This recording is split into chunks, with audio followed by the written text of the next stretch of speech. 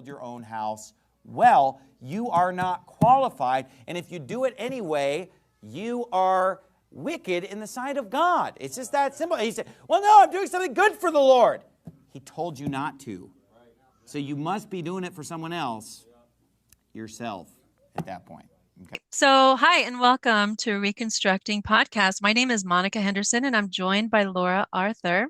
And together we provide a platform for restorative chats and stories of healing and rebuilding after religion-based spiritual abuse. Today's episode is going to be awesome. It's just coming full circle for us, and you'll find out why. But I do want to stress content warning for today's episode. We're going to discuss intense emotional and physical abuse of children and women.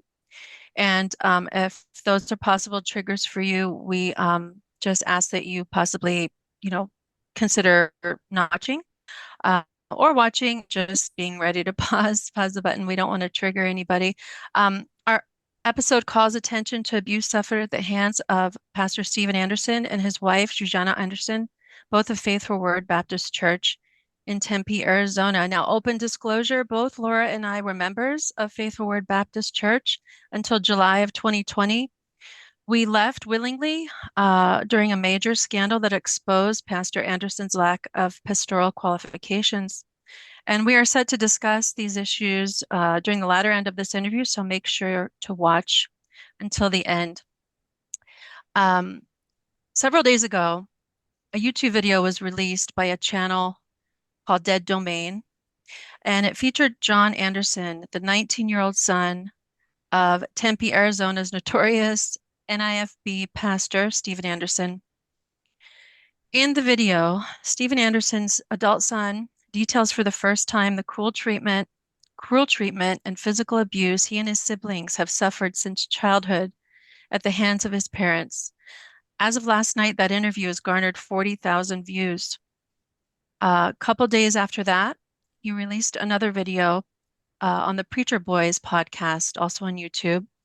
As of last night, that video has 5.3 thousand views, and it discussed just in depth more of his testimony and his story of survival.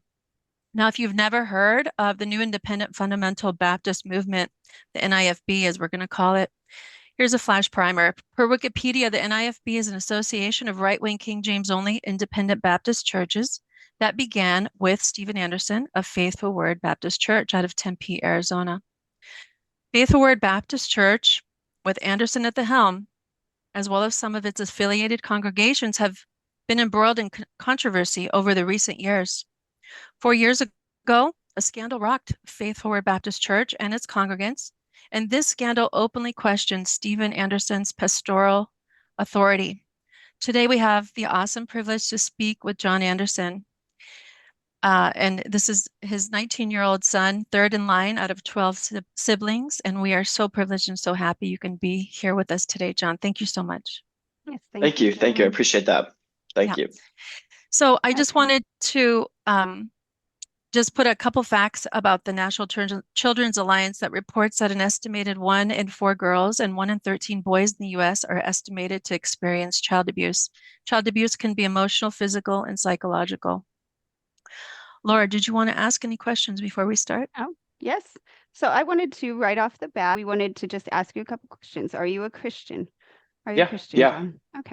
I 100% believe the Bible and profess Christ, and I believe the same gospel that my dad taught for years, and I'm sure many of the people in that church believe. Amen. Amen. So this one's, I'm just asking some hard questions for you to get it out of the way. Are you on drugs, or have you been on drugs? No, Okay. I'm not. Yes. I kept seeing that in comments, and I think that, and then I heard from some extended family members that cut contact with me that my dad called them and told them I was on drugs. And my brother told me that my dad asked him if I was on drugs. And my brother, my friends, everyone my dad was asking was like, no, he's not on drugs. He doesn't do drugs. I do not use drugs. I am not a drug user.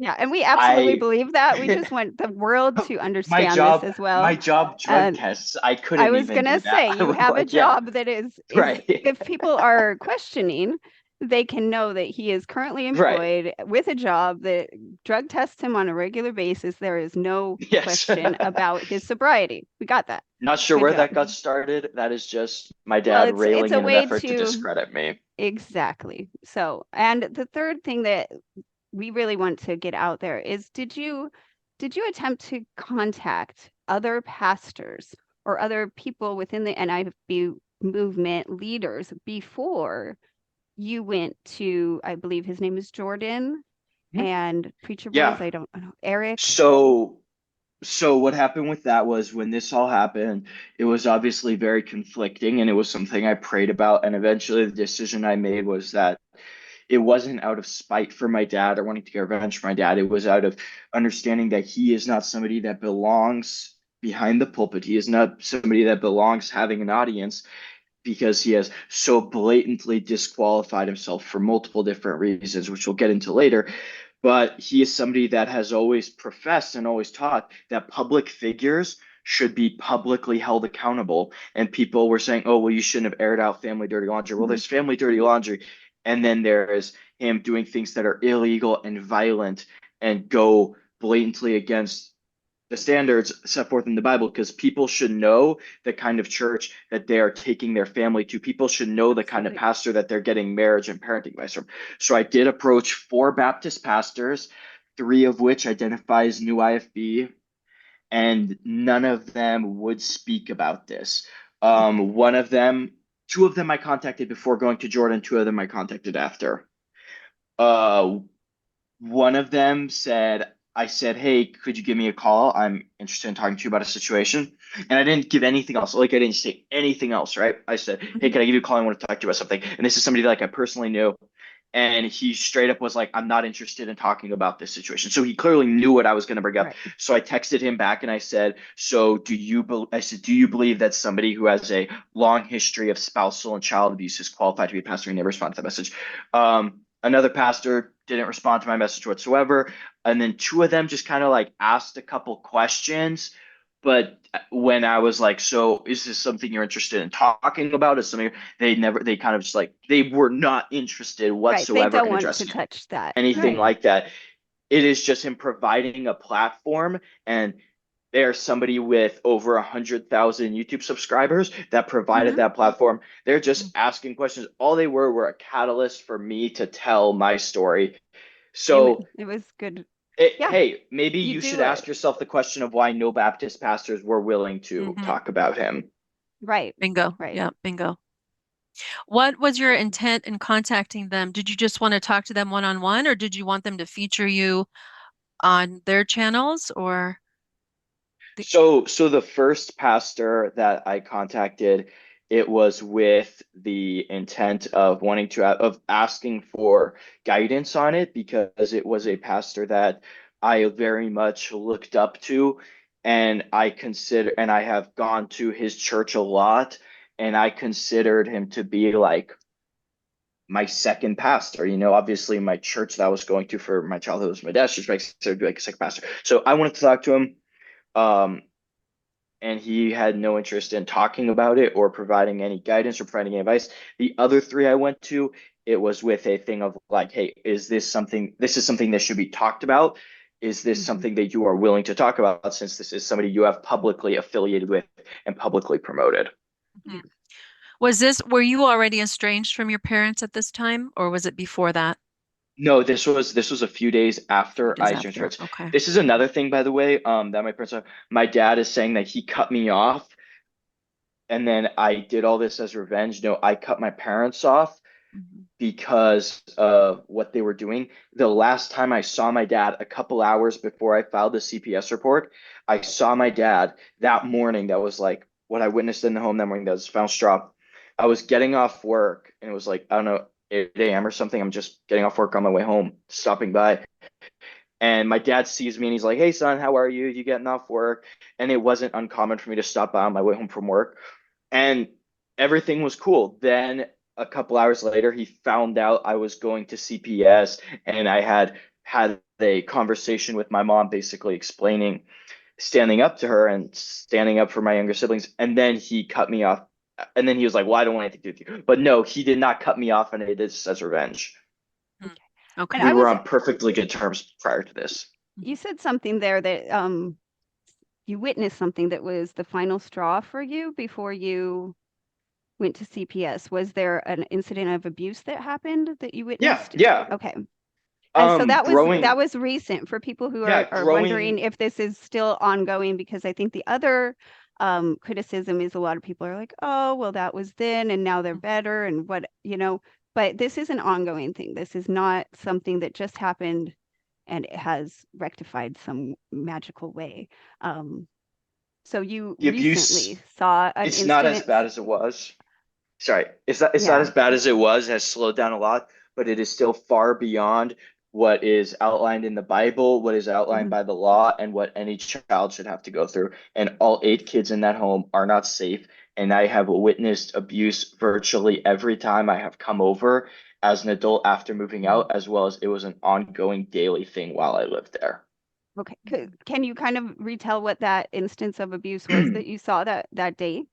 Just a Just to get into it, basically, my mom was upset because she felt that my sister was like took too long to get ready in the morning, and she started screaming at my sister, insulting her, attacking her, calling her names, right? Typical of most of this. Then she didn't like this attitude of my sister, and she started hitting my sister, hitting her in the face and hitting her all over the body with a piece of wood. And like, yeah, wow. not at all uncommon from her. And the reason she said, and she gave the illustration of like, um, oh man, well, if your job tells you you have to clock in at a specific time, you can't clock in and then start getting dressed, blah, blah, blah. Oh my. And it's like, well, your kids aren't at work, they're at home. And if you make somebody feel like they're always at work, that is going to drive them nuts. Oh Nobody yeah. lives at work. That is a horrible way to look at things. That is so like what like that doesn't even make It's a sense. warped, yeah, Right, warped but that is mentality. something she's always had, and that abuse that I witnessed that day was far from the worst I saw, and it was something I just slowly came to terms with over the years, noticing more and more that what my parents were doing was not biblical, was not legal, and was Yeah. evil and sadistic in a lot of ways. And then I don't know what it was that morning, but I got home and I called my mom out on it. At that time I was like, "Hey, what are you doing?" And like we got in a bit of a fight, and I got home and I sat down and I spent hours trying to rectify in my mind, trying to make sense of any possible way, because you want to believe your parents are good people, of how a good person and how somebody that was not completely deranged and twisted and evil could have done the things that I witnessed both of them do my whole childhood. And finally, I came to the conclusion that it worked. So I called my mom and I said, "Hey, we need to talk. Like, this is serious." Like, and I basically I wanted to give her one last chance to give me any indication that she had any remorse, that she was willing to change, that she could change, that she was capable of being a better parent, being a better person. And she told me to go F myself. And I said, "I will call CPS then." And she said, she didn't believe me. My dad called me, and then I was kind of hoping that maybe he'll talk to me. And like, obviously, somebody at that age after doing this for over 20 years, they're not going to change. But I was just holding on to that last little bit of hope. And then my dad called me and I said, "Dad, like, can we have a conversation about this? Like two adults be respectful to each other." Within 30 seconds of me talking, he was screaming at me, telling me to go F myself. And I got off the phone, and that was the closure I needed. And it was the hardest thing I have ever had to do. But I went and I called CPS because they had had warning after warning, and both me and my older brothers as adults would bring stuff up to my parents like, "Hey, why'd you do this growing up? That wasn't right. That was abusive. That was wrong." And my dad would always, his approach was always like, "Yeah, like, cool, whatever." My mom very much wanted to have a relationship with her adult kids. So she would be like, "Oh, I'm sorry." But she never took responsibility. She always blamed us, blamed my dad, blamed others, and never changed. And it was like kind of reached a point where it's like, you're not really sorry, because if you were sorry for abusing me when I was 6, 7, 8, 9, 10 years old, then you wouldn't still be abusing your 6, 7, 8, 9, 10 year olds. Right. So that shows to me that there was no remorse. She was not sorry. She had had enough chances. Both of them had had enough chances, and now it is time for them to face the consequences of their actions. I have a question, and I was wondering this pretty much the whole time after you came out with your story. Do you know if your parents were abused or neglected as children? Do you know any of their history? My mom, yes. Um, that's something pretty personal to her, so Yeah. I don't necessarily, I'm Oh, not necessarily gonna yeah. blast it all Yeah. over the internet, but I know my mom was heavily abused in a lot of ways growing up. My dad, on the other hand, I think he had a loving, good childhood as far as I know, and like I've spent a lot of time, I've lived with his dad Hmm. and I've spent a lot of time around both of them. And for as much, I think, right, to the best of my knowledge and from talking to my dad's siblings, that they were loving, good parents who provided a good Christian upbringing towards him. Yeah. Great. Thank you for answering that. I know you folks, your family lived in a pretty small house close to the church for many years. Mhm. And I always wondered because I always complain my house is too small. There's seven of us and it's about almost 2,000 square feet. And I'm complaining all day how small it is. But I would always think, well, if they can live in that small house with 10 people, we can do this, right? So I would always go back to that. Did that, was that torture for you living in a small space with all those people and all that anger? When I was 15 years old, so as my parents kept having more kids, I kept sharing a room with more and more kids, and it kind of peaked at 15. Because at 15, they moved into a new house. But when I was 15 years old, I shared a room with five siblings. There were five of us in one room. And I had absolutely zero privacy, zero personal space. It was just bunk beds stacked on top of each other, right? Like my bed's here, bed under me, bed under there. It's just like these like blocks of beds. And it was a very small house. It was a three-bedroom home with all those people living in it. And there was no sense of privacy. There was no sense of ever being able to get away from what was going on. So Right. there was all this intense anger and abuse happening. And then even when it wasn't directed towards you, there was no way to get away from it. There was no way to clear your head. We had a shed in the backyard. It was an unair conditioned shed, and it gets very, very hot in the summer. And I spent hours and hours of my childhood sitting in that shed in the extreme heat. And I like set up like a couple of camping chairs, and and that was like my place to hang out, and it was very, very uncomfortable. Like I'd have to like take my shirt off, like dump a bucket of water in it because of just how hot it was being in a black unair conditioned shed out in the heat in the summer. But it was better. It was just anything to get out of that house. Mhm. I figured she'd live there until, well, I think she said in one of her videos, one of her vlogs, she would live there until all her kids moved out. What prompted the move out? Um, I don't fully know that, honestly. Mhm. I know that it had to do with some disagreement between my parents. And it was kind of like I think my dad wanted to stay, and my mom kind of was like just done living there. Yeah, I again, I don't really know fully, so I don't want to just get on here and sure, speculate sure. about that. Because I just know that my parents, when they were like, "Hey, we're moving, we're gonna be looking for a new house." Yeah, so John, as you were growing up, were all your basic needs met? Food, shelter, clothing, that type of thing? um, somewhat. So as far as shelter, her kids, we were locked outside a lot. And in Arizona, if you live here, it's obviously a very hostile environment. It is a very unsafe environment. And we would be locked outside in the yard, all of our kids, right? Even down to the little toddlers, they would be locked outside for hours on end. And that wasn't uncommon because yeah, it was a small house. She didn't like being around her kids. So she would go lock us out there, not really provided with water while we were out there. Like if we came knocking on the door for water, you'd probably get beaten or screamed at because she did it to get us away from there. As far as clothing, yeah, I think all my clothing needs were met. Um, What as about far as food? Because food, we heard a lot yeah, about food. withholding food, and I remember I used to follow your mom, obviously, and the "Are you all your or they're all they are all yours" blog, you know. And I remember there were several things that I was just like, wow, that's kind of like red flag here, red flag there. But we always explain it away. One of the things that I thought was a red flag at that time was that she had mentioned having a lock on the refrigerator. Was that a thing? Yeah, so she like had locks on her fridge because she was like really like paranoid about the kids taking food, and like she like never wanted us to like snack between meals. Um, and and food was always going missing, which is normal in a home with that many people living there. Like you lose stuff out of the fridge, and so she started like locking up the fridges, and that's kind of weird and controlling. It's not necessarily So, abusive to but put a lock on the you fridge. were allowed to have food and access to But, well, food. yes, except food was withheld as a punishment. Okay. And that is something that, to my knowledge, is illegal.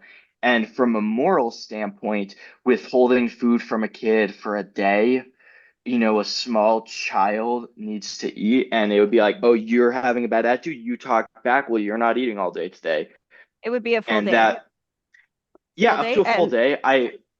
what age I would can't, that be? And how often man, would like, that like, be? it's one of her more go-to punishments. Usually it would be making them miss a meal. But I'd say there were definitely times it was up to a day, maybe even longer that I'm not thinking of. But yeah, little kids, like this was going all the way down to her 4 or 5 year old crying, going to bed, Mom, I'm hungry, and she's just 100% like, no, like you shouldn't have talked back then. You shouldn't have had a bad attitude. Go to bed. You're not getting dinner. Okay. That's heartbreaking, John. Uh, I'm sorry to hear that. Um, I want to just ask for like a regular day in the life, if you could paint a picture of while you were growing up. I'm not sure what age you'd want to do that. Maybe when things were really bad. How would a regular day in your life play out in your home with your mom? Yeah, I'd say the peak of the abuse was probably around like age 7 to 11 for me. Um, and it was you'd wake up and immediately have like a very, very long list of chores to do. And again, like I'm not saying all of these things are abusive, and maybe some people will agree with some of the stuff. I'm this is just yeah, day in life. We had a yeah. chore lists. You'd wake up, do your chores. There wasn't really a typical daily routine, but we had a lot of chores to do in the morning, and then we would like do schoolwork or watch our younger siblings in the morning until lunch. Then after lunch, or no, it was more like we were typically more like watching our siblings during the morning and then doing schoolwork in the afternoon. After lunch, after like the little kids went to nap. But if we did our schoolwork in the morning, then we could have free time in the afternoon, but it never really was free time because of how small the house was and how many little kids were napping. Like we weren't allowed to talk, we weren't allowed to walk around, we weren't allowed to really do anything. So it's pretty much like it was just like all you were allowed to do in your free time was like read books, because whenever the kids were up, we were just kind of made to work and take care of the kids and watch the kids. And then when the kids were asleep, my mom was so concerned with keeping them asleep Mhm. that we couldn't really do anything like fun. So maybe there was like a window of like an hour a day where we could kind of do whatever towards the evening, and then dinner time, and then we get all the kids ready for bed, do all that. There's this myth that my mom is like this parenting expert, good take care of kids. She doesn't take care of her kids. Like that is most of that workload, the vast majority of that workload is put onto her other kids. And typically throughout the day, you will find her either working on one of her businesses or side hustles or whatever, or her content creating, or just sitting on her phone scrolling or doing whatever. There's this thing of she's like this like great mom that takes care of us. No, she's an extremely, extremely lazy person. As somebody that knows her, she delegated pretty much every aspect of her life. The one, like, I guess, job that you would see her do was cook. But then once my sisters reached an age where once they got good at cooking, then she quit doing that most of the time as well. Um, the only reason she cooked is because my dad just had very high standards for food. So he wanted 3 made from scratch meals a day, so she was the only one who could do that. But everything else was put up to kids, the chores, the cleaning, babysitting the other kids while she kind of just did whatever all day. And even her own stuff, right? It was she did not do her own laundry, she did not put away her own laundry, she did not make her own bed. Nothing, she did not do anything for herself. She made all of us do everything for her and for the other kids. And the only time she would do something was when one of the kids like couldn't or nobody else could, and then she would usually scream at us and be irate. Like if she had to do something for herself, she would punish all of us for it, attack all of us for it, be very mad at all of us for her having to be a parent, which is something she decided to do. Right. And you mentioned that the screaming, is the screaming a constant in your house? Because we all, have our moments. Yeah. I, am not perfect. Yeah. And I've screamed in my life, but Yeah, but everybody gets mad. yeah, the YouTube voice. Let's discuss her YouTube voice, the persona that she puts forth. And one thing I really liked about her online was she had this soft, like very meek demeanor about her, and I could just listen to her talk. It was very comforting. I was like, this lady's got it all together. Look at her, And that was before I came and met her in person, because there is a crack in the facade when you meet her in person and you're around her in person. But not probably showing the whole thing. We didn't get to witness that. Right. But there is a difference. Let me just tell you, to the people who are only aware of her online presence.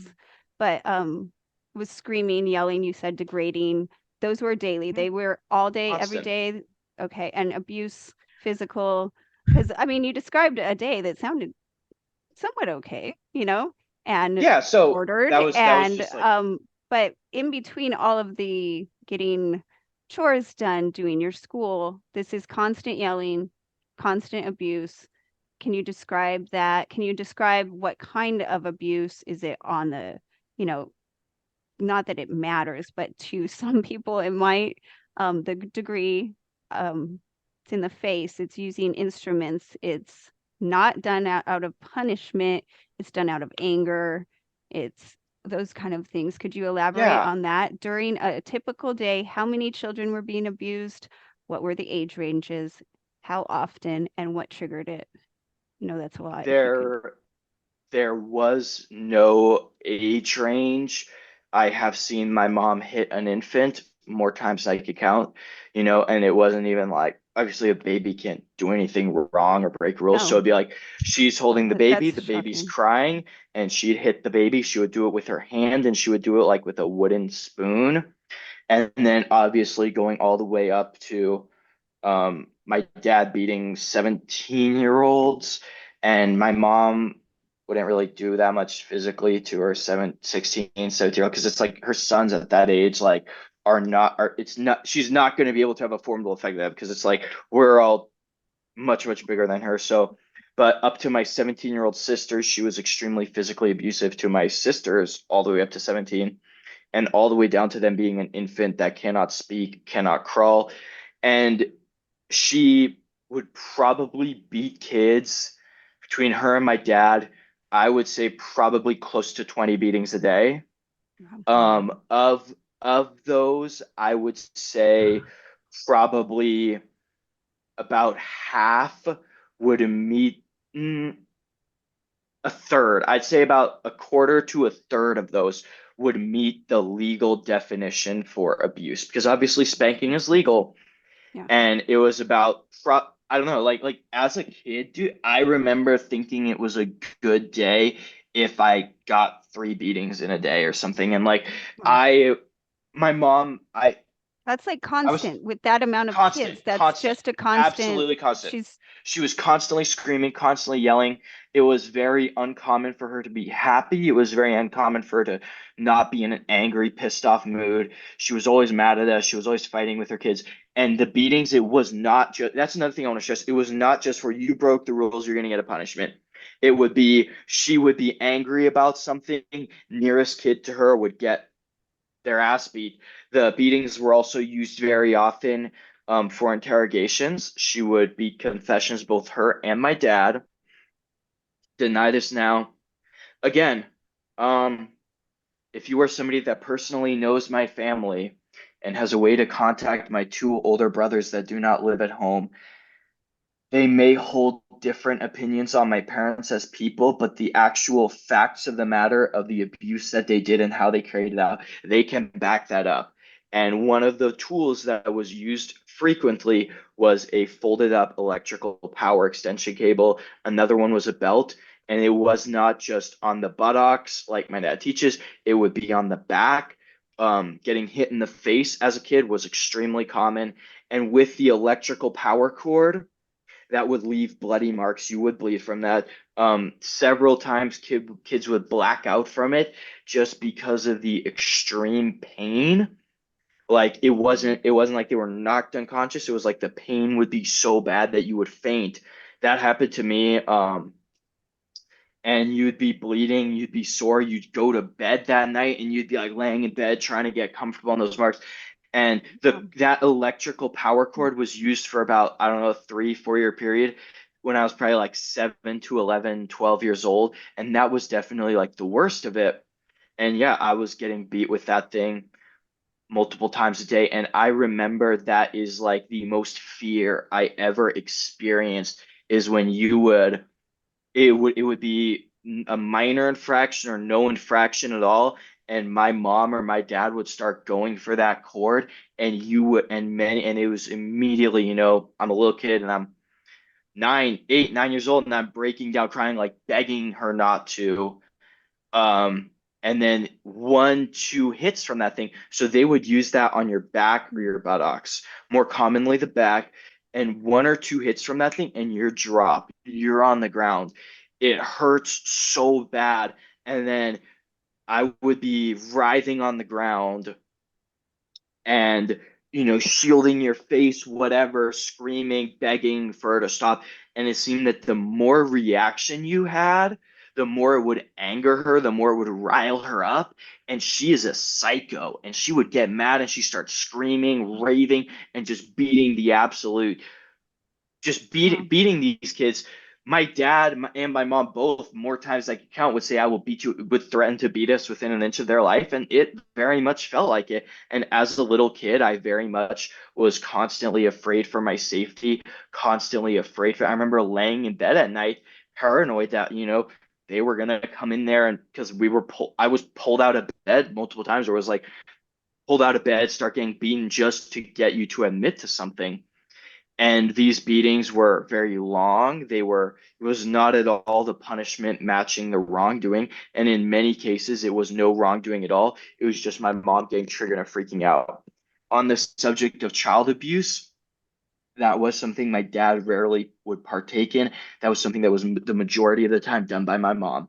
That is not me saying that to defend my dad. I'm just being objective on this whole issue. A lot of people said after my first interview I was defending my dad. No, my dad is equally a bad person who is not fit to be a pastor, not fit to be a parent. Number one, because he ever abused his kids, even if it was only every couple months instead of every couple hours. He still should not have children or have an audience. And he also was very abusive towards my mother, which I will get into later. And he should have stopped that abuse because he Well, I was was gonna aware of it say, happening all along. He should have stopped it. Right. the ruling your house well for a man to witness his wife abusing his own children, that should have Right. been stopped at the beginning, and he Mhm. could direct her and help her and get her the help that she needs or whatever the cause. But he is in charge of that house, so Yeah.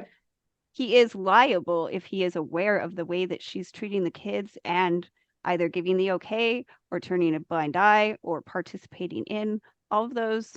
I mean, And you those are take you criminal bring kids actions. into this world, you have to take care of them. You have to protect He them till they're also is adults. a mandated reporter by his position Hmm. as pastor and also just the position of a parent. If you are a caretaker to a child, you're a mandated reporter. That automatically makes you one as a parent to a child. And if you are a pastor, you are a mandated reporter by him knowing of child abuse, of course, participating in it. All of these are criminal things that he openly and proudly is doing and stubbornly is not repentant of. And it's, you know, for church members and followers, that's very important because we have qualifications of a pastor and it's important. And there are people who look up to these people for guidance. And when they use, as he did, kind of use the pulpit for his last few sermons, clearly to people who know what is going on, it's obvious. But to others, it might not be so much because he preached a sermon about what he would say was spanking. He preached a sermon about judging people by their appearances. I believe that was to discredit you when people saw you with a No, he said you piercing, should judge people by their by appearances, their appearances. Yes, that when the was Bible specifically says not to. right. So he was priming. He's planting. He is a master at this of making a sermon about something without making it about that. He just makes this sermon and sprinkles a little bit of, oh, okay, this is how I'm going to get ahead of this latest controversy against me. It's a very, he's very skilled. I will give him that. And that's one thing that both your mom and him are very arrogant and boastful about is, their ability to read people, tell when people are lying, analyze handwriting. And I know that your dad is a very skilled speaker, and that's what he's doing in all of these things. But yes, he did preach. I didn't listen to all of them, but I got enough to go, okay, he's primed. But if they see you in a piercing and a rock t-shirt and whatever, Yeah, they're it's going funny. to automatically have this seed planted in their head to discredit what you say. The next one is about how you spank your kids and I'm going to spank my kids. Well, this isn't spanking. This is not even discipline. This is rage. This is torment and torture. This is somebody Torture. who's Yeah, that's exactly the word. sadistic, who actually enjoys this. You hit it on the head when you said without natural affection. When you told me about you curled up, begging for your life, begging for mercy, and your mother looking at you and being more enraged instead of being like, "Oh, what am I doing?"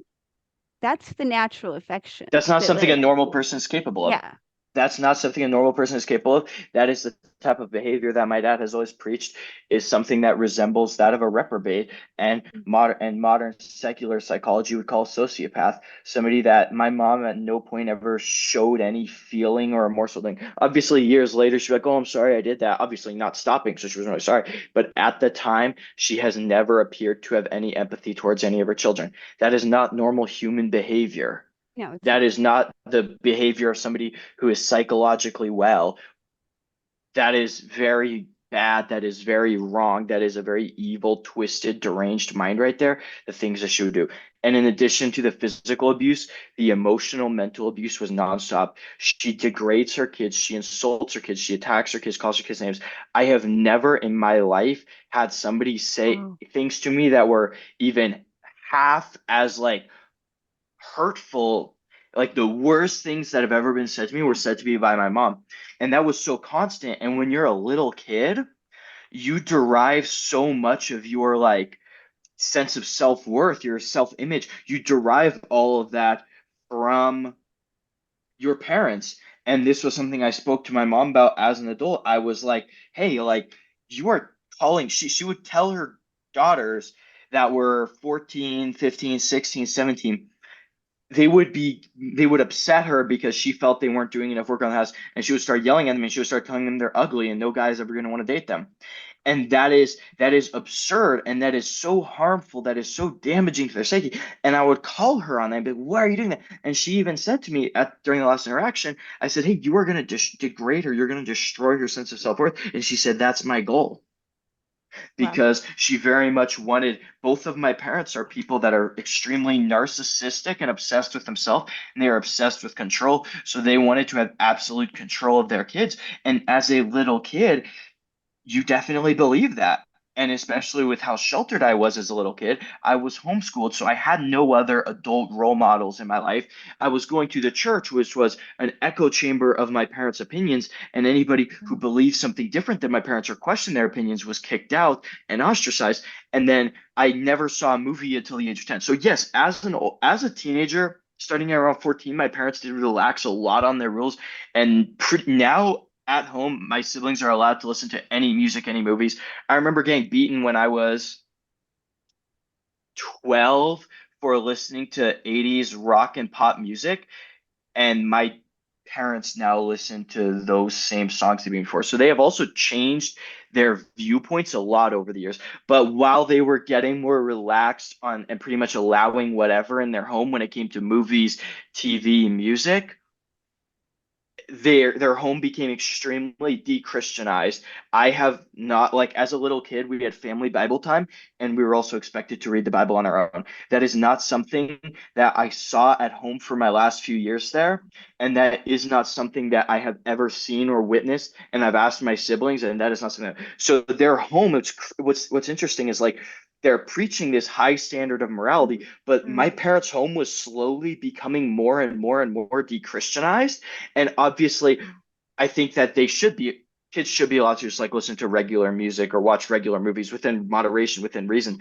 But they changed that opinion vastly over the years, but they never stopped the abuse. So at the point it is right now, my siblings are not being held to biblical standards, or even, like, my little siblings as young as like 11, 12 are watching R-rated movies at home, listening to explicit music, which is stuff my dad will publicly go against, Well, and they're I being think allowed to that do that, but then that's getting something that the beaten. congregants and the public would be Right, interested in right. knowing, That is because he something that a lot of preaches them a want to know. very high standard. And I can tell you, Right, as a congregational member, we aspired to reach that standard. Sometimes right, I say, to my fault, I have changed some of my views on things, on standards, and what is important and what is not. And that was heavily influenced, though, I can tell you, to a negative, probably, in our home at that time, by what I thought they were doing, right. So because I then, thought, this is how you serve God. Look at these people. They can do it. I can do it. We're going to Right. do this. And we were very strict. But then, so we think, of course, at home, they are as well, in the same way. They also preached against all of this kind of child abuse. Like, I heard it, like, he would say, yes, you spank, but you never use this force. You never do it out of anger. I remember him preaching a whole sermon with one of the children on his hip, and I thought how endearing that is. And this family has it together, you know, and going by biblical standards. But I think a lot of people would be very interested to know that not at home, there is no standard of music, of actually watching these, even to R-rated movies. That's even extreme by worldly standards for right. children, and I know that you mentioned it during your teenage years, there was a really lack of supervision for you. So there were days at a time when you were gone and off doing whatever, and your mother or father did either not care, or was this against their rules, or were they just, how did that happen? And So and yes. how did they instruct you to portray your image to the other church members? Because obviously other church members shouldn't be knowing this. Did they tell you, hey, you can't be letting them know how we're at home? Did they So actually give you any my guidance on that? my family had these very strict rules up until I was about 14. Around 14, 15, all of those rules just kind of started going away because my parents just very much could not keep up with their kids, could not Right. handle their kids. They had more Well, kids it's they could just too handle. many. That's Right. So actually a logistics thing. Yeah. the So, abuse never stopped, but the standards dropped dramatically, and it kind of reached a point where I was not allowed to be friends with people from church at all. Like, well, I was encouraged not to be friends with people from church, and I was encouraged to, hey, if you see him at church, smile, greet him, say hi, but don't talk about. I was never allowed to talk about movie. There was a strict rule that we were not allowed to mention any movie we watched to any church people. We were not allowed to mention any music we listened to any church people. And I was not allowed to have any social media because they were worried about how to affect their image. I was not allowed to text or call anyone from the church. And kind of the reason for that is they were very much like, we don't care what you do with your worldly friends, because I did when I got into being a teenager and like I started like working jobs, I made a lot of friends like through lifeguarding and etc. And those friends, I was allowed to do whatever I wanted them. They never really monitored that. Yeah, me and my brother, we'd go on these trips and we'd leave for days, 3 days at a time. And it was kind of like, hey, do whatever you want to do as long as nobody at church finds out about it, because they really weren't worried about enforcing rules or how they raised us. They were just worried about how they would be portrayed towards church. But I want to make the important distinction that even while their rules were laxing up and their standards were laxing, the abuse was still very prevalent, because the abuse wasn't based on rules or standards. The abuse was based on rage and personal problems with them. Absolutely. That you hit it. I was about to say that the abuse never was about It was enforcing yeah. or punishment or anything. It was simply rage. And you know, having 12 kids must be very overwhelming and stressful in and of itself. And only us, it would be very hard to manage that. But But then my dad would this, teach I people think, that it would be a was, sin to not. yeah, yeah. That's a good point. Well, So he was teaching people to have more kids than they could handle. And he's like, well, I yeah. have that and it works out fine. Well, no, it wasn't working out fine. Mhm. And how many people, I wonder, had more kids than they could handle because they Yeah. looked at him and thought, well, that's possible. And he would lie to people and say the Bible says that you must, when that is found nowhere in the Bible, that you must have as many kids as humanly possible. No, it says that children are a blessing and a reward and gift from God. And I personally do not believe in birth control as a form that could end a pregnancy. But there are God gave us natural ways to space children out. And if you are not somebody who likes children, the last thing you should do is commit to a man who wants to have 12 of them. So Right. I wonder, and I have thought about this so much lately, that just how their difference of background affected their marriage and the outcomes for you. And I was talking to Monica about the concept of being unequally yoked, and how quickly your family, your dad and mom got married and decided to start having a family. Your mom, as far as I know, I don't know the whole story, was not a saved Christian when he met her. So, and he was someone who was out on a missions trip, are already brought up and on fire for doing the work of the Lord, but he needed a wife, right? And so that unequally, because I do consider that to be unequally yoked. One is very much not a baby Christian, and she questionably even was saved at the time of their marriage, right? So, and she might have not even wanted to have that big family. So I think it's a point that when we hold that up as the standard, and again, him not being qualified because of his home life, so what do you think about that? Do you think that your parents loved each other? Did they have a good marriage? How was that growing up? Because I think that's an important part of us raising our children, is to show a healthy, loving marriage to them. And Yeah, they were constantly fighting growing up. I never really got the idea that they genuinely like loved or cuddled each other. There were very few positive interactions between them. They were always fighting. They were always mad at each other.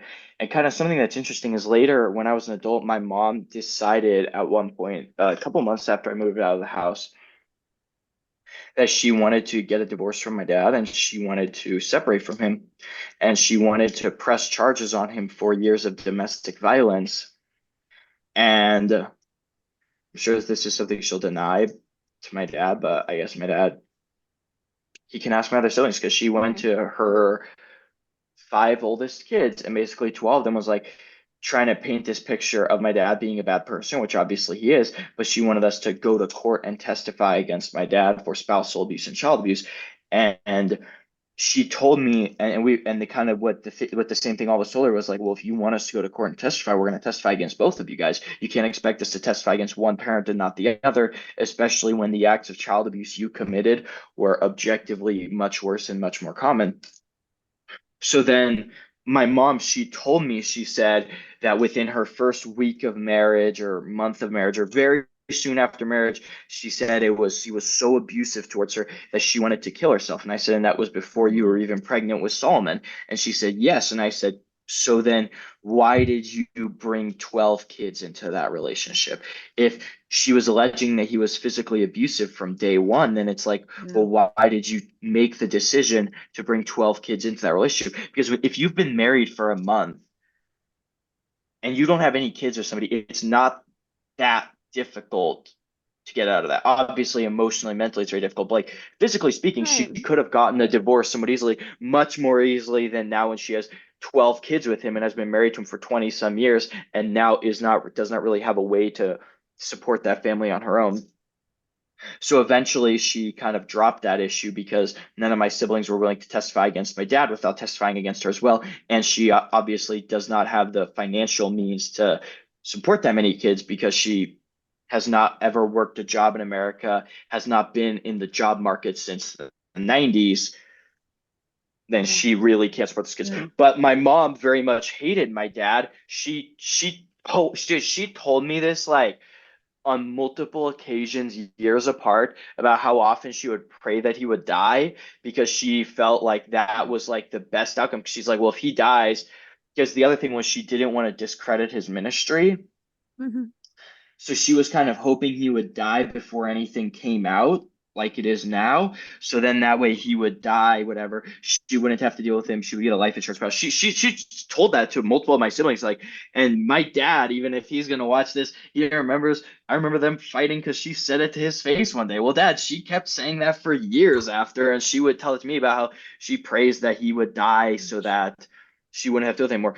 Now, my mom was very physically heavily abused. I guess that segues into that is, yeah, my dad, um, my mom says that the abuse started at the very beginning of her marriage, and it was kind of in the sense of when they would fight, he would hit her. But for a several year period, kind of concurrent with when the child abuse was at its worst, my dad was very abusive to my mom in the sense that it wasn't just it wasn't even like he got mad, lost his temper, and hit her. It would be he used the same electrical cord on her that he would use on us, and it would be like, well, you disrespected me, you talked back to me. He very much My dad's an extreme narcissist, extremely has a God complex. He never does anything wrong in his mind. I've never once heard him apologize to like one of his kids or to my mom or anything. He did what he did and was not sorry, could never be wrong. Nobody could ever question him. And he would then beat my mom with the electrical cord of like, okay, well, you're going to talk back. And he even, I guess, had some kind of a system for, he had like a system of like, this infraction is this. Because I remember this one day he was like tallying it up because he like couldn't do it at the moment. He's like, well, that's three. He's like, I'm going to write this down. 3 more for talking back, 5 more for this one. And just like, and then he would beat her very, very badly as well. And like that electric cord left these really bad marks. And I remember seeing those same marks on my mom. And yeah, that was something he did for years. Now, to all of the people that say, oh, your mom isn't bad, she was just in this abusive environment, so she was abusive as well. I am sure that my mom's abuse she endured as a child and the abuse she endured from my father are a large contributor, if not the reason why she was abusive to her children. But every adult is responsible for their own actions, and it doesn't matter what made her an evil, sadistic person. She is still an evil, sadistic person who deserves to be punished for what she has done. She deserves to go to jail, and she should not have access to her children.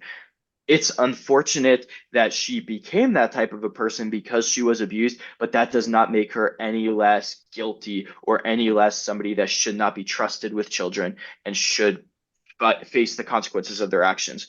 My dad, I know, had a meeting with members from his church where he addressed these allegations basically because people were asking him, and he denied it all. He said that he has never hit my mom. He said that he has never hit my siblings in the way I'm telling the story now.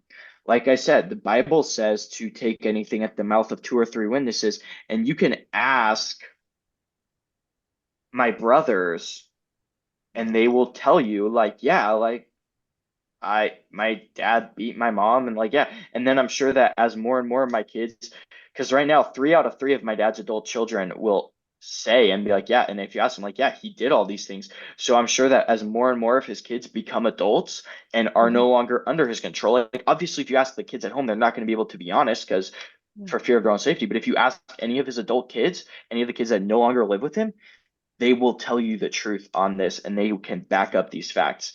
So then the Bible, he's clearly disqualified, right, from being a Mhm. pastor because of these things. And he knows he's disqualified because if he wasn't disqualified, he wouldn't feel the need to lie about it. Yeah. So, as a church member, hear my testimony.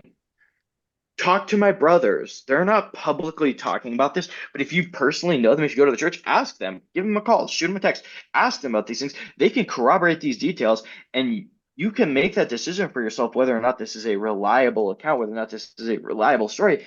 And then ask yourself the question of you have a pastor that is disqualified, knows he's disqualified, and then gets up in front of his congregation and lies to his congregation blatantly, knowingly.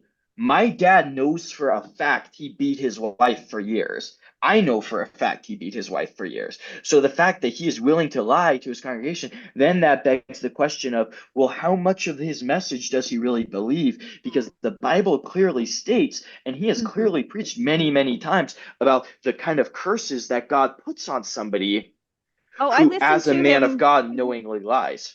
last night. Last night, he literally said it was another veiled sermon with a couple little nuggets thrown in there for you. And And it was threatening, that you should fear God. He's, yeah, whatever. and my dad has no You my do dad has no this, fear of you God. should fear God, he's gonna kill you. And I I text remember what you had said, that he told you all his life, or all your life, that you need to God's gonna strike you dead, like Yep, for my dad would tell me that God would minor kill me if I did infraction. things to him. But I texted my dad. This is like the only thing I've texted him is I sent him after that meeting. I said, "Hey, I heard you lied about in that meeting." I was like, "I know you lied. You know you lied, and you know you're disqualified because if you didn't think that disqualified you, you wouldn't have had to lie.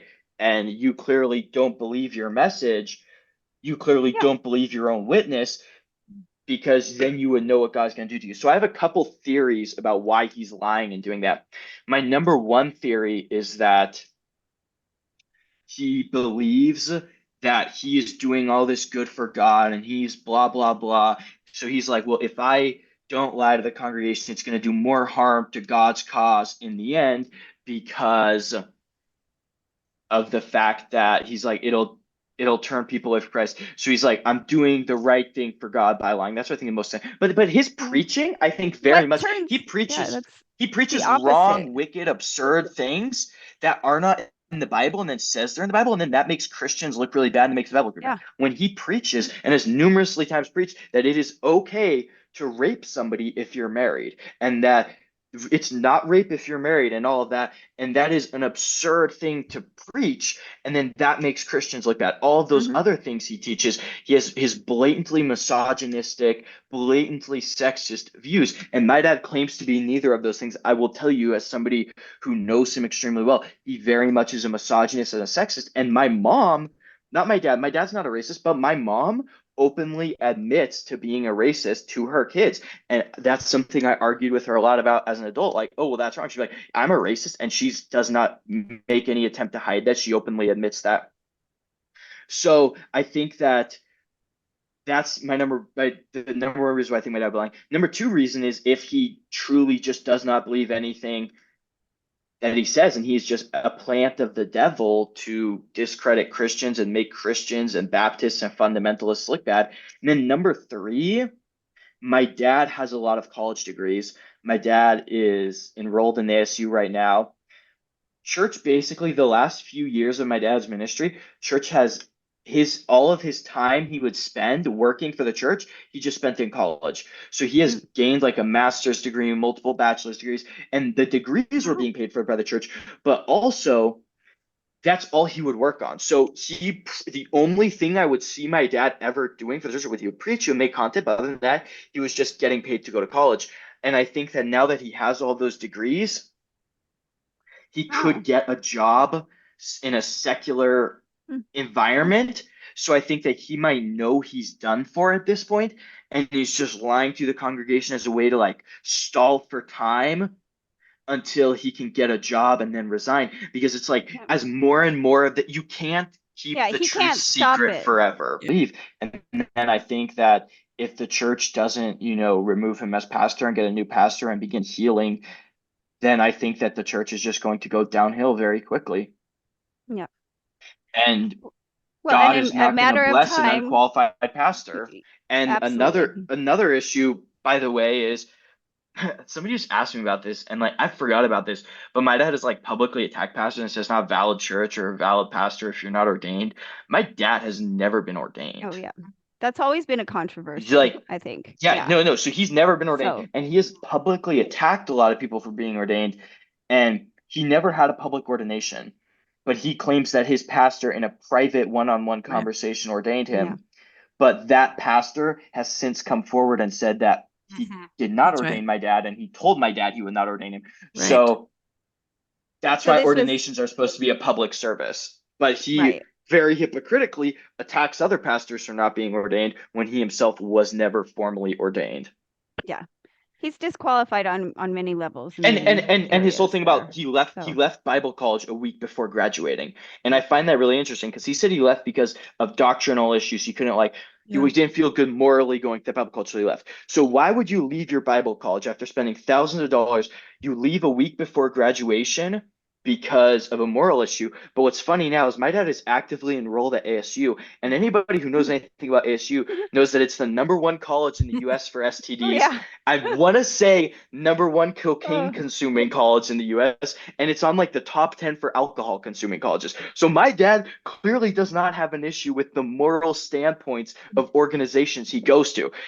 ASU also, they officially, whatever that school promotes all oh, kinds of things he disagrees with very much, much more than a Bible college. So he claims he left his Bible wow. college a week before getting a degree because of an For issue moral with reasons. Zionism. But now he has no problem going to a college that openly supports the LGBT agenda. #1 cocaine consuming Wow. college, #1 STD Wow. college. So it's like that's some like that makes me ask myself, well, did he really leave Bible college, or was there more to that situation than he's being honest about? Because No. clearly he is somebody that is willing to lie to his congregation, and we can all now see that he has no intrinsic core values, and he is willing to do whatever to protect his power and to protect his role that he very much enjoys having of being an influential pastor. Because my dad is somebody who's obsessed with control and obsessed with power, and he gets that dose of control and power through his ministry. Yeah. John, I have a question. I just want to kind of close the abuse portion and ask you, um, how did you kids cope during this time? Did you seek solace in one another? Was there a family member that you could turn to? Was there anybody? You said it sounds like you were all very isolated. And how was Yeah, I what mean, I think we turned to each other and like would kind of like empathize with each other and be like, man, like that really sucks that that happened. But the really the most painful part of it all, and is we were taught from a young age that that was okay, and then that creates such like inward tumult of like knowing it's wrong because we all kind of know what's right and wrong, Mm. but then believing, well, but it's like, well, my parents say this is God's word, and like my parents say when I'm older it'll all make sense and I'll understand, and my parents can do no wrong and etc. And then that creates that like really difficult struggle. So as a child, I always was like, well, I guess this is just what it's like being a kid, and I guess this is normal. I very much thought it was normal. Then as I became an adult, I realized how much they were lying to me, and as an old teenager, I realized how much they were lying to me, and how evil and wrong and sadistic all that stuff was as I got older. But I just very much did not want to accept that my parents were horrible people. So yeah, I tried to explain it away, and I tried to tell myself, well, good people do bad things up until only a couple of weeks ago, and that was the hardest thing I've ever had to do, to acknowledge that my parents are evil, bad, wicked people, because you want to have parents. You want to believe that your parents are good people. And when you acknowledge to yourself and when you consciously realize that your parents are evil people that do not love you, do not care for you, then you are in a way losing them. and you try to explain away all of the bad, and you try to explain away all those bad moments in order to hold on to those positive aspects. And that's the big difference between my mom and dad. Is my mom was extremely rarely positive. My dad, normally most of his interactions with his kids were positive. I would say for my mom it was about 90% of the time the interactions were negative, 10% positive. My dad was 90% positive, 10% negative. Mhm. And Wow. that very much would then be like, it's very hard to accept that. But at some point, and I'm not doing this for myself, I am safe right now. I am happy right now. And I have worked You. through everything that I have had to go through. But now it's not about myself. I'm not doing this for myself. I'm doing this for two reasons. Number one, for my younger siblings still living in that environment, because I know how harmful it is. I know how bad it is. I know how much every single day hurts and is painful and sucks. And I'm doing it because I know, and I talk to like my younger siblings, and like I see the effect it has on them. They are very unhappy, they're very depressed, they're very upset. And that's not normal for a little kid. A 6, 7 year old should not be depressed and angry and whatever. And like, hey, I shouldn't be starting till you're like 16 or whatever. Yeah, right. But you shouldn't have like some like angsty emo 16-year-old. I mean, not an angsty emo like 6 years. 6-year-old. 6-year-old. Like that's Right. not normal. Right, exactly. So So I'm doing do it to they, get them out of that environment, and I'm doing it to expose my dad to the people of his church, the good people, so they can kind of know the type of person they are listening to, so they don't go home and do the same things and listen to his preaching and follow his advice. And then, because I'm sure that there are other women in that church that have been physically abused, and I'm sure that there are plenty of other kids in that church that have been physically abused. Mhm. And I am trying to make it very clear that my dad is not a good person. My mom is not a good person. They are not people that should be listened to or trusted. And to my siblings, I'm doing this as a way to help them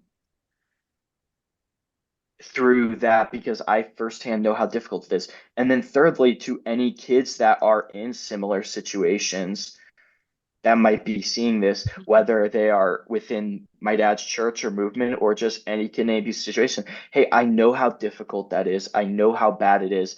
And I put the offer out there in my last two interviews. And yeah, like I am somebody that you can always contact me, reach out to me. And if you have questions, if you're concerned, like I will talk to you about that. I'm happy to support anyone I can who's going through something similar, because the worst part of being abused is the feeling of isolation and the Right. feeling of helplessness. And I want to provide that support and that listening ear and that advice and compassion to anyone in a similar situation. Mm. And to all the people that are attacking me online because of my appearance and because of things. First of all, a lot of the accusations that have been made against me that I drink alcohol, do drugs, are not true. I Right. I am currently completely sober, and I have been completely sober for some time. And the Bible, and as far as piercings, everybody got mad at me for my piercings. I don't even know why that like triggered people so much. The Bible like repeatedly brings up piercings, brings up nose rings, earrings, all that stuff, but it never says they're a sin. So if you want to say that piercings are a sin, well, that is teaching for doctrines, the commandments of men. If you think it's wrong that I have tattoos, well, I think we just have two different personal opinions. I think that that was an Old Testament thing. If you think that's still a New Testament thing, hey, that's okay. Agree to disagree. But your opinion on me as a person, I am still a Christian. I still very much have faith. I still read the Bible. I still listen to other preachers, and I still live Christ's message of loving God and loving your neighbor.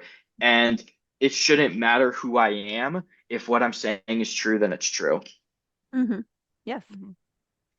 I wanted to ask absolutely. too about your education. How do you feel being homeschooled? And I homeschool my kids. Laura is going to homeschool her 5-year-old or started. How do you feel about your education, and how was your mom as a teacher in the home? Do you feel you seem extremely intelligent? So, what do you think about the education you Oh, I received? I wouldn't say extremely intelligent, but I would. thank you. Um, I think that it very much depended on the kids. So my mom could not keep up with all of her kids and track all of her kids. Sure. So I do know that the education varies wildly between her kids. And I feel as though I got a good education. When I was 16 years old, I was enrolled in college with a 4.0 GPA. When I went to a higher education after that, in the medical field, that is something that I scored over 90% in the class, got a perfect score on my state exam. And I'm not saying that to brag, but like I feel as though I got a good education.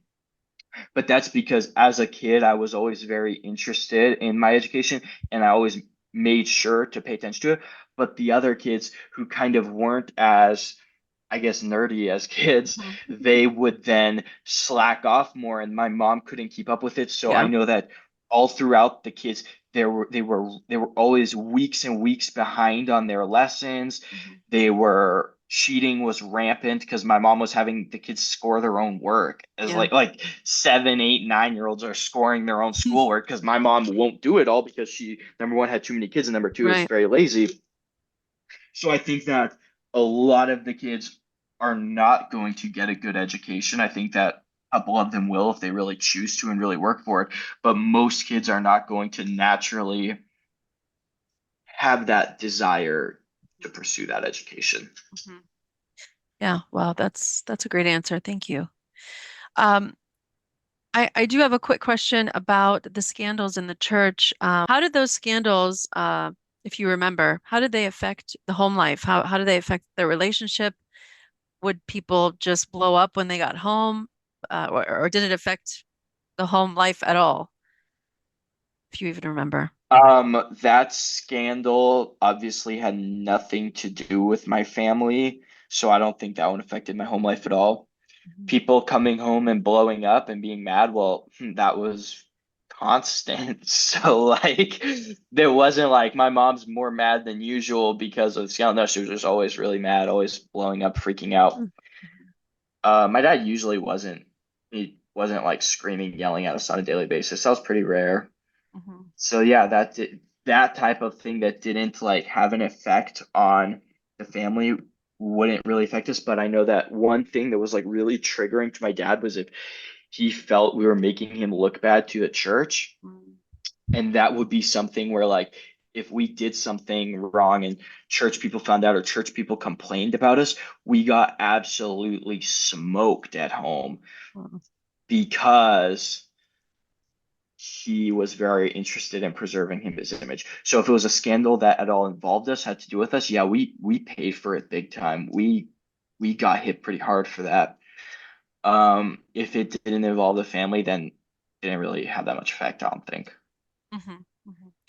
Thanks for answering that. So the qualifications of a pastor, a bishop, I think 1 Timothy 3, 1 through 5 goes through I that. can, I'm going to screen share maybe, and you guys can see it. I have it. Hold on. I think this is important for the Let's see. congregation and for the churches, his satellite churches, and for the people sitting in his church and listening to him and thinking he should be up there professing the word of God. So 1 Timothy 3, 1 through 5, if a man desire the office of a bishop, he desireth a good work. A bishop must be blameless, the husband of one wife, vigilant, sober, of good behavior, given to hospitality, apt to teach, not given to wine, no striker, no, not greedy of filthy lucre, but patient, not a brawler, not covetous. And I hate to say, but there are a couple things in here that your dad, according to your testimony, he is a striker. He is not patient. He seems to be a baller. He does not ruleth his house well. His children are not in subjection because of that. I don't think it's by any means the children. I think it's the parents, obviously, by the sound of it. What would be the perfect outcome based on your testimony if things were to move in a positive way? How would you want this to play out in terms of your dad maybe stepping down, choosing somebody else in the church, maybe Yeah, getting counseling? my dad's completely unfit to pastor. Yeah. That's pretty clear. That's pretty apparent. And the thing about pastoral qualifications are it's not a thing of okay, well, I fixed this so I can be a pastor now. It's a thing of if you do them, you're disqualified. These are permanent disqualifications, and he needs to recognize that and step down as pastor. And if he is not doing that, then that is just showing that he is not in it for the right reasons. He is not in it because he wants to do the right thing for God, and he's not in it for the church. Because if he was, then he'd be following God's standards for it. He clearly is in this with other intentions and other motivations. Does he seek the advice of his deacons or of any of the gentlemen there that are within the inner circle? Does he seek their advice or vote on things with them in terms of how the church runs? Or is he the dictator? He himself, he says that the church is a dictatorship and he's in charge and nobody else is in charge.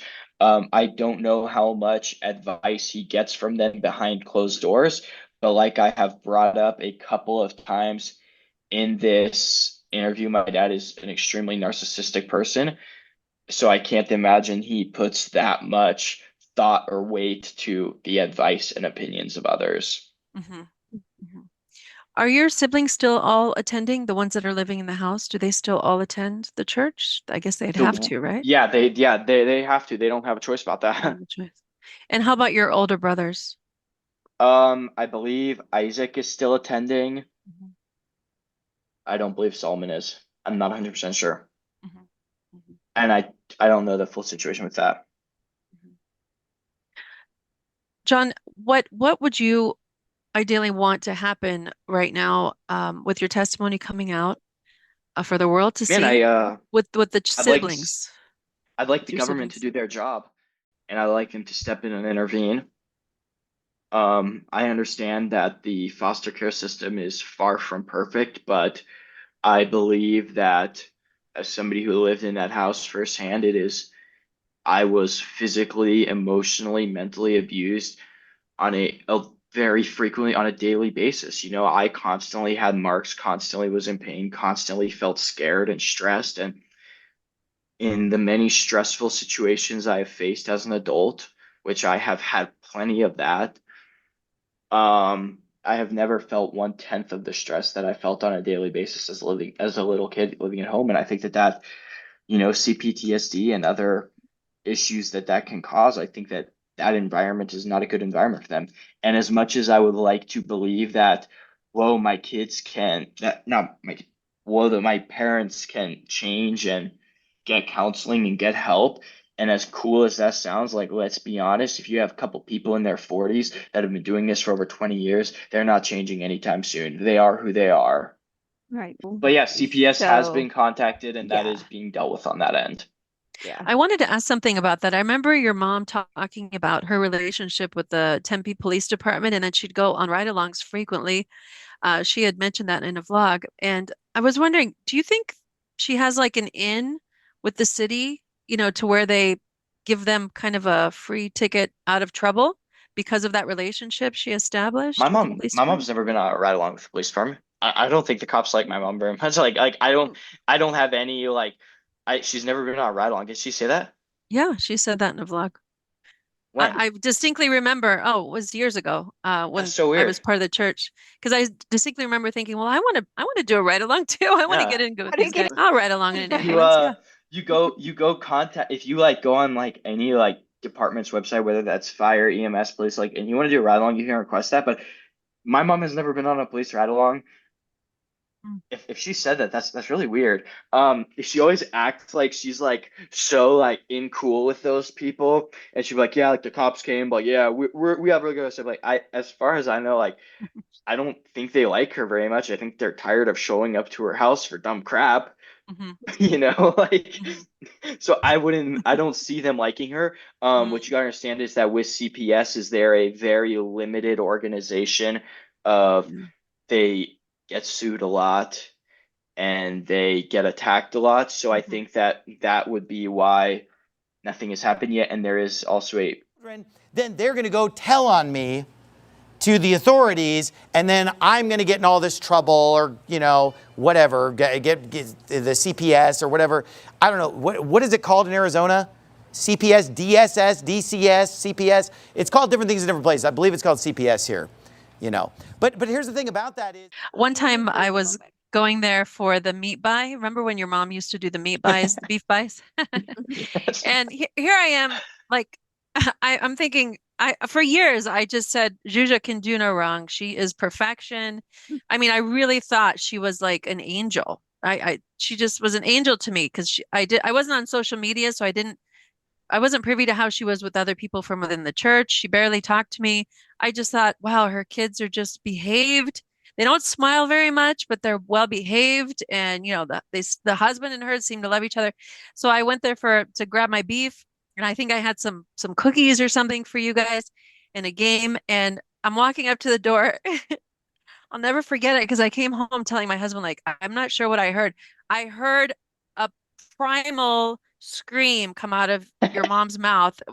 I've never heard anything like it before in my life. It was That before I sounds hit like her.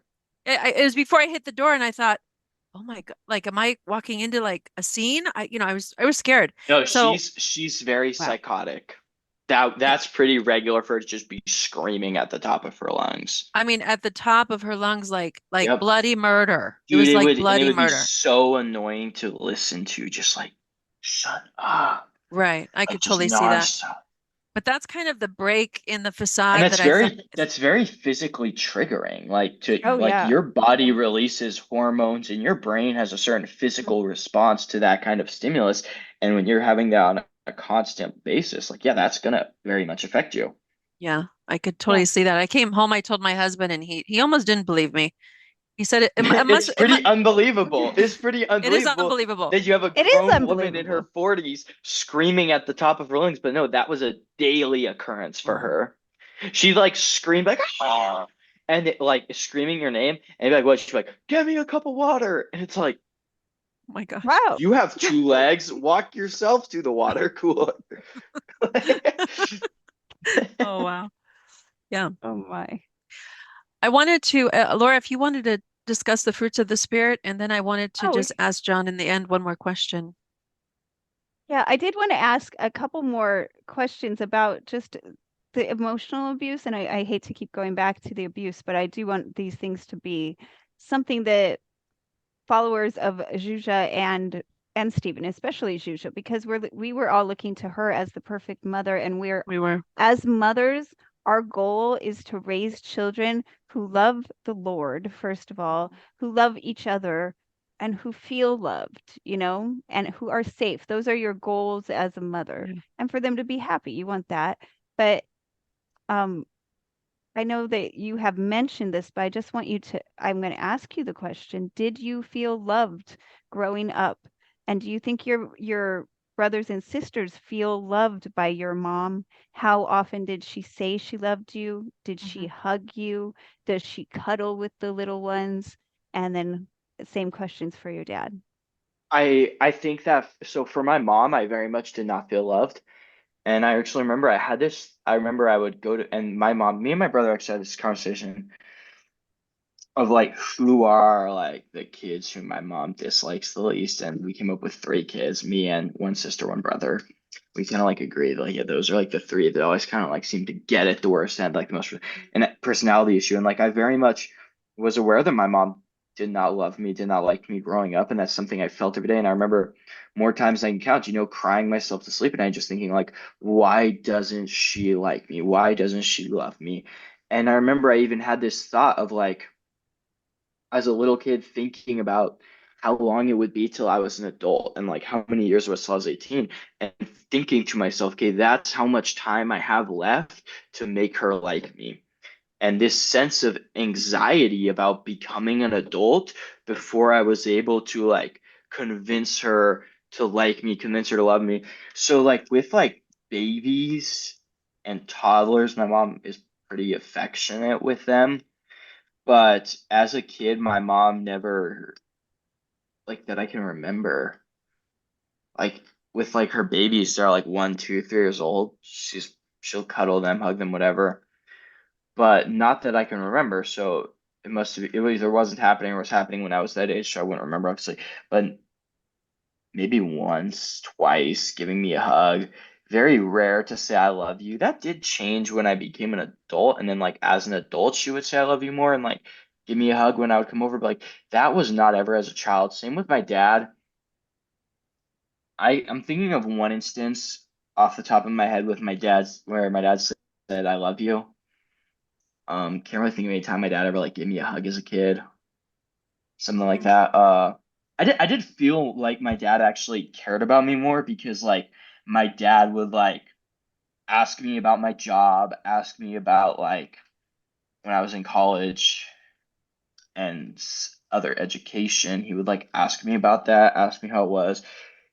He liked hearing stories from my work and like he would take us traveling. Like my mom, very much, if I would try, I'd try to tell my mom a story, and like I'd be like talking, and then just like in the middle of it, like I'm mid sentence, she would just like walk away and start talking to somebody else. Like she's like, I'm like, oh, like, and like very much, or just like I'd be like talking, and I would just like get the sense that she wasn't listening, and I just like stop talking mid sentence, and she like wouldn't say anything or like react at all. Like, oh, she hasn't been listening. Um, she Oh, would like go on all these family vacations and I never got invited to any of them. Like she would go to like Germany, New York, all over the country. And she'd like take all my siblings and like she never took me.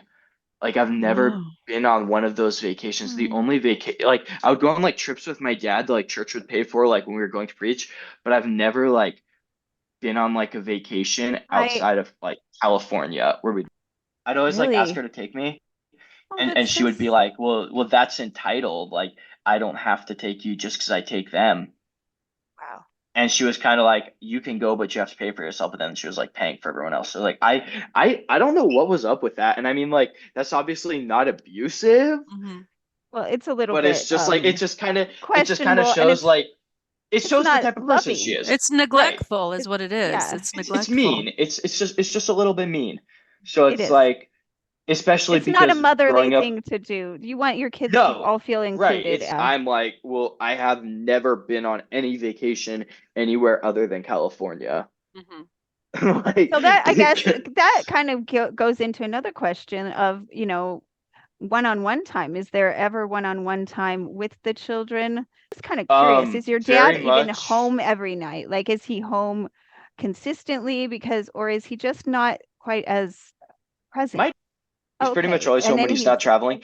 Mm. so Now his my dad office and does not. everything is at home. So he's there at home. Well, he has First, his office is at church, but like I right. said, he doesn't really for the last there for a long time he worked extremely hard for the church. The last few Hmm. years, the only work for the church he does is preach and make a couple videos. He turns down most speaking engagements. So when he was traveling, he'd always take a kid with him, and usually he would just take one kid. So it's like a rotation. And there was a See, I period think where that's a good when he thing was because then working you have extremely one-on-one hard, time. yeah, Yeah. yeah, when he Yeah. was working extremely hard, traveling every week, there was a rotation of kids. So you would get to go on a trip with my dad every couple of months to go through preach. So there was one time with my dad, with my mom, not really ever, no. And like there were even times as like when I would like try to like when I was older, when I was like 12, 13, 14, I'd be like, hey mom, and I like try to like arrange something like, hey, like, can I go with you on this errand? Or like, hey, do you want to go with me here? And like it pretty much would never really happen because she had way too many kids to handle and did not really individually like most of her kids and definitely did not really like me very much. Hmm. And Well, yeah, we as far like as you, like John. teaching So just so you know, there's a lot of people who really enjoy you, and you have built, I think, a community of people. What you're doing well that's a nice thing here. of you to say. I So appreciate that. yeah, 100%. 100%. yeah. But yeah, Um, that's yeah, I wanted to just ask, since you've gone public and this will be your third interview, and thank you again for being so gracious to give us so much of your time and to just open yourself up to these questions. Um, what has anything changed? Have you been contacted by people your age that are in a situation or have been, or people that want to hear more from you? I read some comments. People say, when are you going to write a book? Um, I hate writing. I'm not writing a book. That's not gonna happen. okay. Well, I'm there's definitely AI not for writing a that. book. There's AI Yeah, for if that. you Just can I get don't ghostwriters, I don't know yeah. why yeah. anybody would want to spend their free time reading a book about abuse. Um, on my last video, I had him like link my Instagram because I'm not comfortable giving out my number. No. just publicly. If somebody like sends me a message on there and wants to call me, I'll give them my number, but I'm not so if you want to put that on here as well, that's cool. A lot Thank of you. people reached out that said like, hey, I was in a similar situation, like I was raised fundamentalist or Catholic, or even other things where they were raised in these very religious but also very abusive homes, and talking to them was encouraging for me, and I hope it was encouraging for them as well. And I would say I have gotten a lot of support from people, and a lot of people saying nice things, a lot of people also attacking me, and I have gotten attacked a lot for issues with people thinking I'm not a Christian. And I would always be like, and they would bring up like the same few things, and there's this like one picture of me that went around, I mean, wearing this one outfit that everybody says I'm not a Christian for. And I'm not gonna lie, okay, I get it. The outfit looks a little gay, but I was at an electronic music festival, and that is what you do. You dress up as kind of like bizarre and crazy as possible. That's just part of the culture of the event. And with context, that's not gay. If that's how I was just dressing to go to the grocery store, I think that would be a valid concern. But when I one time dressed up crazy, because that's, what you do at those types of events, and yeah, like people attacking stuff, and a lot of this, I'm asking like, well, where specifically is that a sin?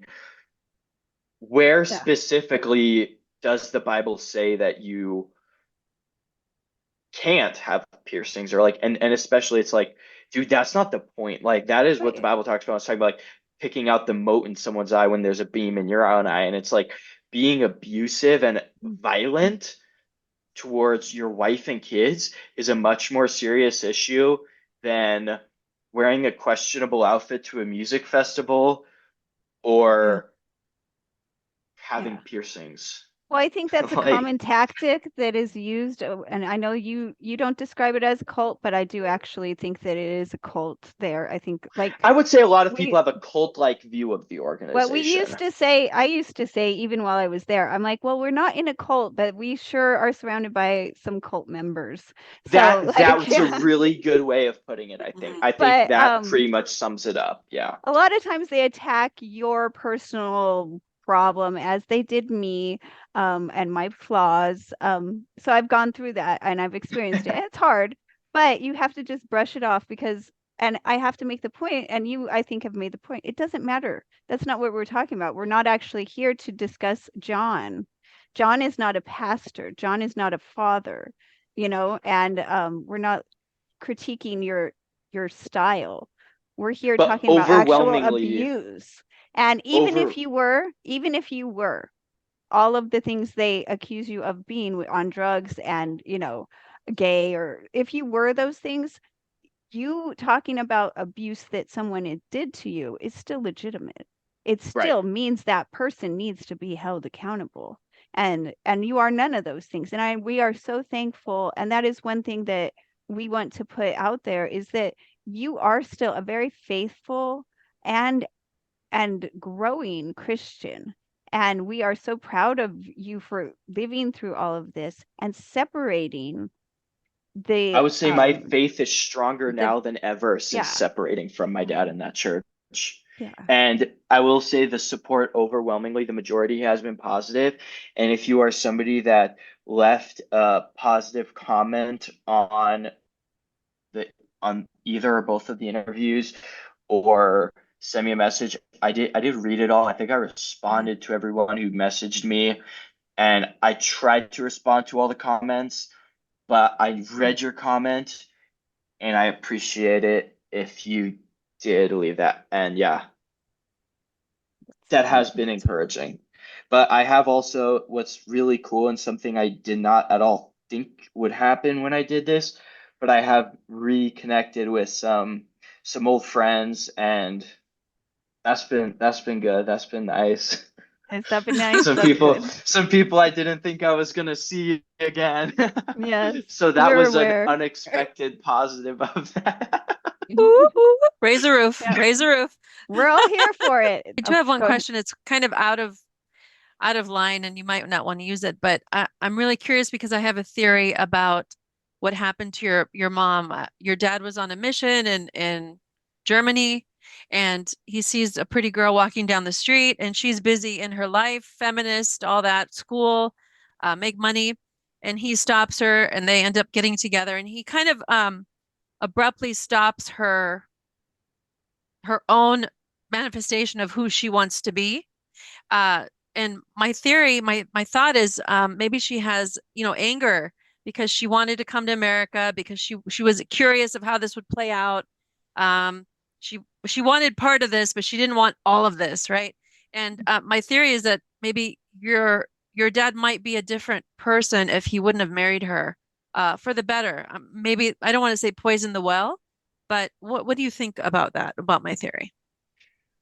I would say that I think that my dad probably started out with good intentions, Hmm. and I think that he very much is not the person he was or pastor was at the Right. beginning. And like I think that he yeah, I think that he very well could have had good intentions at the beginning. He grew up in a good home, went to Bible Right. college, wanted to be a pastor, wanted to be a missionary from a young age. Mhm. But at this point, I think that he is past the point of no return Mhm. with all that. Mhm. Mhm. As sad as that is to say about my own dad. Yeah. And people act like I just want to like go attack my dad. Like this is hard for me. Like that's my dad. Like this isn't something that gives me joy to talk about. And what's interesting is that conversation I had with Jordan, where I detailed that was the first time I'd spoken to anyone outside of my family to speak to a lot of those things. And like Right. I had mentioned to people before, like, yeah, I got abused a little bit growing up, or like, but I very much downplayed it because I didn't want to acknowledge it because I wanted to have that relationship with my parents. And that conversation with Jordan was my first time really talking about a lot of that. And this isn't something that's easy or positive for me. And I have no motive. What is my motive to want to go and attack my dad and cut things? I have been cut off completely from my family. There's only, right, like one of my brothers talks to me right now. A lot of people don't like him. He says a lot of weird stuff. But like I think he's a good dude. Like I think he just has a lot of weird ideas, and I don't agree with him politically, if anybody knows his political views. But he's the only member of my family that still talks to me, and I think he's a nice, good guy. He just has some weird ideas, but he's not physically violent to anyone. He doesn't physically act on any of his ideas or beliefs. And we are free as people, and part of freedom is the freedom to be wrong. But yeah, I don't know what people think I would have to gain from making all this up about my dad.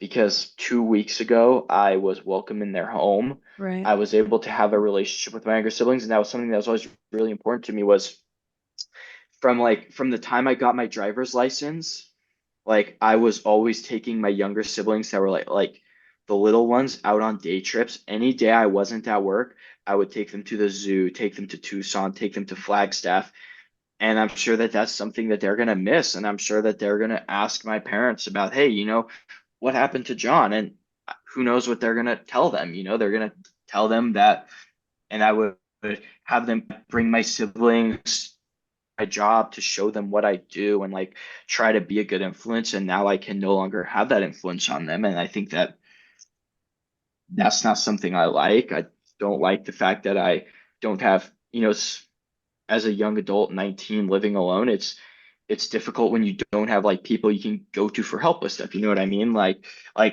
just logistical things in everyday life. Right. You want to have the thing of like like who do I call to ask if a specific dish can go in the microwave now that I've ostracized my family? And like I had no motivation to do this. I have only suffered personally loss for this.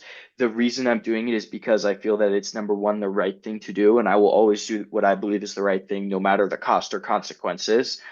And number two, I'm doing it because I think it's what's best for my siblings and the good people that are in my dad's church. Yeah. Wow, that's so important. That's a great point to make, John. And I can't imagine the last 2 weeks, how they've been on your heart. I know it's probably equally cathartic, but also painful beyond words, painful. And I believe God, our God is a God of miracles, and I pray for the hearts of your parents that they soften. Um, maybe it is a lost cause, but maybe if they're presented with the idea, the fact that they might lose their children at some point for what they've done, maybe that'll, maybe that'll Yeah, turn them. hopefully. I don't know. I hope to God and I pray to God Scare and them I'll be praying straight. for them. Yeah. And I'll be praying for you too. And thank you so much Thank you. for talking with us, John. This was amazing. Yeah, I appreciate you guys hearing me out and talking to me We'll about this. Thank you very we'll much. we'll share your Insta if that's okay. We Yeah, will put the Insta in Yep. the show notes. And we look forward to seeing how things progress in your life in more Yep. ways than one. thank you. Thank you. I think Very that my needed faith out is there the in the best world. it's ever been right now. Mhm. Yeah. Since Praise separating God for from that. my dad and his toxic misuse of Christianity. And I had a lot of confusion. And I would say that there were even a lot of points in my life where I didn't even necessarily feel like I believed in any of it, just because of how confused I was with Mm. him in my childhood. And then once I was able to rectify all that and have closure and peace on that, and then understand that, wow, like, this has nothing to do with God, and he is just another person who misused his platform, misused his position, and abused and twisted scripture. Yeah, so insightful. That's so important. See, you don't realize that you've become a leader in this small growing movement of people that might know they're in a church that's not quite right, or maybe older children that feel like they don't have anybody, like all the years you grew up and you really didn't have anybody and you felt like there was no voice for you. So inadvertently you've become kind of a leader in this, which is a wonderful thing because I think you're a natural leader. But I don't they, know. I don't know about all that, but yeah, thank you. That's nice of I you to know you're so say. young. You're so young to see yourself as that. But Yeah. what You are. looking from the outside looking in, it's We see 100%. it. Yeah. It's Yeah. 100%. What would you say to children in that situation? How did you about faith, about the distinction between what is going on in the name of God and who God truly is to you? And how do you have a message like that to them? I would say develop your own personal faith, develop your own personal walk with God. Read the Bible on your own. Read what it says when it describes God, when it describes Jesus. Read the messages of the Bible and start to deconstruct, yeah, your view of what you were taught growing up, and then reconstruct based on the Bible and based on what is actually what the Bible actually says, and find good role models in your life, adults in your life that you can look at. And I know I had some great role models in my life in my early teenage years, and I think that, like, as a teenager and a young adult, those some great men and women in my life that taught me a lot and influenced me a lot, and I think that are the reason why I did not become jaded or hateful or carry on this cycle of abuse because of those people and because those voices and those people I saw in my life. I'm like, wow, like, they're great parents, they're great spouses, they're great Christians, they're great members of their community. And find those role models in your life, find those people you can look up to. I think naturally all of us look at our parents as role models, but maybe when you get older, evaluate whether or not your parents should be role models or whether there are other people in your life that would make better role models. Develop your own personal faith, develop your own personal walk with God. And I'd say more than anything, don't let anything you have seen, don't let anything you have experienced change your view of the world or change your view of humanity. And I think that the world is a very imperfect place. And throughout my personal life and my childhood, I've experienced a lot of pain. Throughout my professional life, I have seen the worst that the world has to offer. And I think that it's important to never lose faith in humanity. Understand that there are good people out there. There is good in the world, and as many bad people as there are, and as much as everything is imperfect, it all kind of fits together perfectly. How do we know who is the real deal, by the way? Just a little side note here. When it comes to preachers, how do we know who is the real deal? right? Because we got all these preachers out there, and they're preaching different things and whatever. And the Bible warns us how there are all these false prophets out in the world, and there are good preachers, and then you got these false prophets. You know, how do you know? Okay, well, simple. 2 ways how you know who the real deal is. Number 1, based on what the Bible says, right? The Bible says in Isaiah 8:20, to the law and to the testimony, if they speak not according to this word, it is because there is no light in them. So if a preacher isn't lining up with the word of God, then he's a false prophet. It's that simple. If he's preaching and it does not jibe with what we have in the Bible, he's a false prophet. I think that's pretty easy to understand, pretty simple, pretty clear. I think you could use a lot of scriptures to prove that. I just gave you one. But number 2, the Bible says you will know them by their fruits. Beware of false prophets, the Bible says in Matthew 7:15, which come to you in sheep's clothing, but inwardly they are ravening wolves. Now, this is a legitimate example of don't judge by the appearance. Judge righteous judgment. They come to you outwardly in sheep's clothing. Is that not the appearance? The appearance of sheep, the appearance of godly Christianity, but inwardly they're ravening wolves. How do I know, God? How do I know the true sheep from the wolf that is in sheep's clothing? You shall know them by their fruits.